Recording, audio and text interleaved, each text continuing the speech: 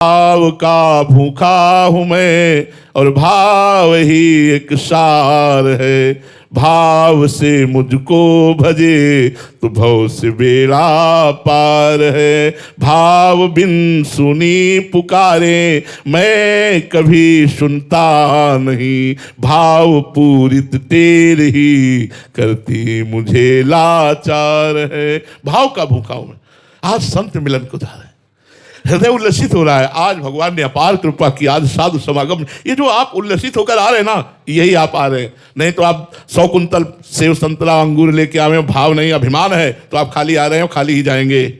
खाली आ रहे हैं, खाली ही जाएंगे। और भाव लेकर आ रहे हैं।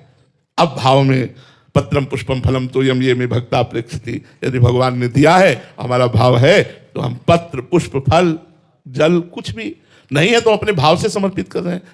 भाव हम सामने गए और उनके चरणों में अर्घ समर्पित कर रहे हैं, चंदन समर्पित, कुछ नहीं समर्पित। तो हम तो उत्तम बात समझते हैं कि संतों को आपका मन चाहिए।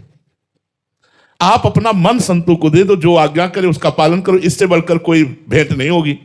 आप सेव संतरा रुपया पैसा रख के गए, मनमानी आचरण कर रहे, तो संत समागम का फल क्या मिला? संत समागम का फल है भाव लेकर आओ और जो कहें उसको मानो। यही बात है। वस्तुओं का तो कोई खास बात तो नहीं है, भगवान ने उसके लिए भी आज्ञा की है। पत्रम पुष्पम फलम तो, एक तुलसी दल है, एक चुल्लू जल है, एक कोई फल है, एक कोई पुष्प है। यदि हम चरणों में अर्पित करते हैं तो भगवान कहते हैं भावपूर्वक अर्पित, भक्तिपूर्वक अर्पित करने पर मैं उसे खा लेता हूं, मैं उसे स्वीकार कर लेता हूं। तो कभी ऐसा अवसर जो संत स्वीकार करें, अपने पास जो कुछ है वो प्रदान कर दिया। थोड़ा मान लो किसी संत को कभी भिक्षा के लिए बुला लिया, उनको भोजन पवा दिया।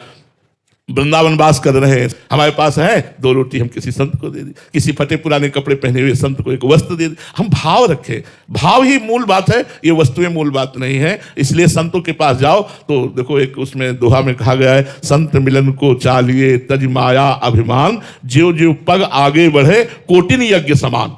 अगर माया और अभिमान का त्याग करके हम, अब जैसे आप कोई अच्छी वस्तु ला रहे हैं और आपको गर्व है कि आज वो वस्तु देंगे बाबा को मिली नहीं होगी, इतने सुंदर सेव है, इतने किसी काम कर रहे हैं, और आप एक छोटी सी वस्तु ला रहे हैं। लग रहा है कि एक गरीब आदमी एक संत के यहां देखा, बड़े बड़े सब, पूज्य पादुड़िया बाबा जी की बात कर रहा हूं, हरि बाबा के बांध में थे, तो बड़े बड़े सेठ महाजन सब बड़े बड़े दलिया में सेव अंगूर सब भर के लाए थे, ऐसे सब नीचे रखे थे।